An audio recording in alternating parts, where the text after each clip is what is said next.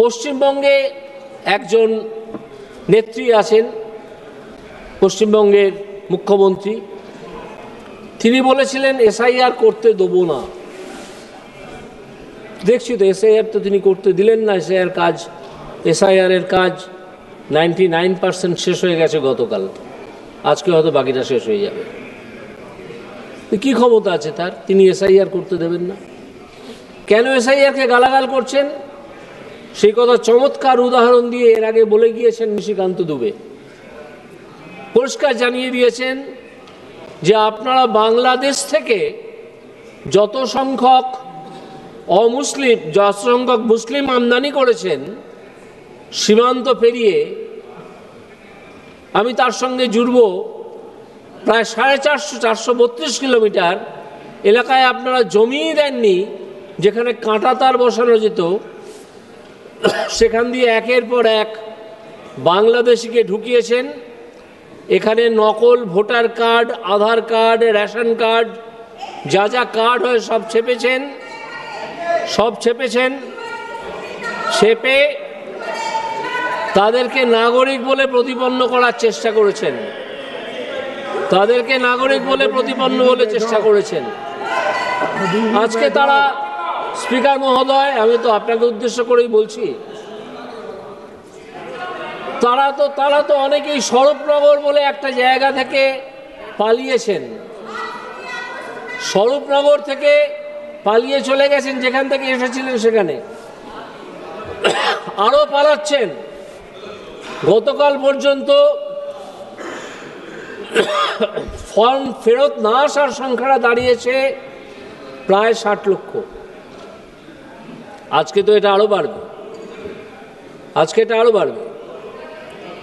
আপনারা এমন এসআইআর করলেন কিছু ভোট কেন্দ্রে, যে 408খানা ভোট কেন্দ্রকে বলা হতে লাগলো অমৃত ভোট কেন্দ্র, যেখানে জন্মালে নাকি আর মারা যায় না। যেই একজন আইএএস অফিসার গণেশ কুমার সেখানে পাঠালেন বা ইলেকশন কমিশন সেখানে পাঠালেন, সেটা ধাপে ধাপে কমতে লাগলো, কমে দাঁড়ালো 2। কার এলাকায় সবচেয়ে বেশি এই ধরনের ভোট কেন্দ্র ছিল? যে ভদ্রলোকের এলাকায় ছিল তিনি এই সংসদের সদস্য, তিনি 7.5 লাখ ভোটে জিতেছিলেন। সেটা তদন্ত করলে কি বেরোবে তা আমরা দেখার জন্য অপেক্ষা করছি, যেহেতু মামলাটা হাইকোর্টে চলছে। সেই ভদ্রলোকের নাম, সেই ভদ্রলোক আর কত চোরের চামচাগিরি করবেন? চুপ করে বসুন। সেই ভদ্রলোকের নাম অভিষেক বন্দ্যোপাধ্যায়। তার বেশিরভাগ কেন্দ্র ফলতাটা ডায়মন্ড হারবারের মধ্যে পড়ে, যদি আপনি লোকসভা কেন্দ্র হিসেবে দেখেন।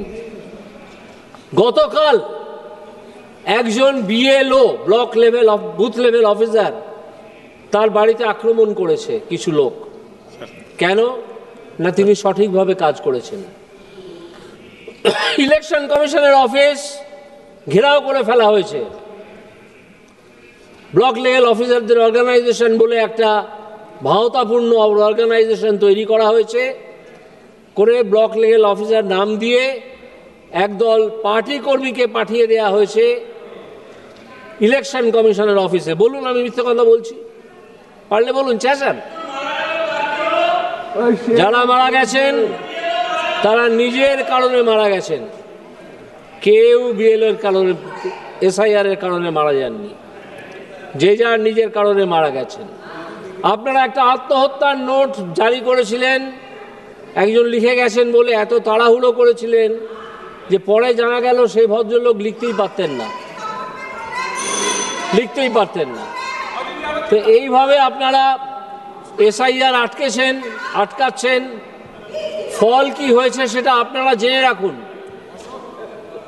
ফল যেটা হয়েছে সেটা হচ্ছে, গতকাল সুপ্রিম কোর্টে ইলেকশন কমিশনের আইনজীবীকে বলতে বাধ্য করেছেন আপনারা যে আমরা কেন্দ্রীয় বাহিনীর সাহায্য নিতে পারি, এখনো যে কাজ বাকি আছে সেটার জন্যে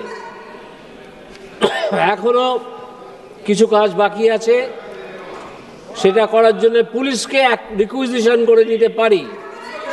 এটার জন্য একটু অপেক্ষা করুন। আমাদের দেশে এখন একজন প্রধানমন্ত্রী আছেন, তার নাম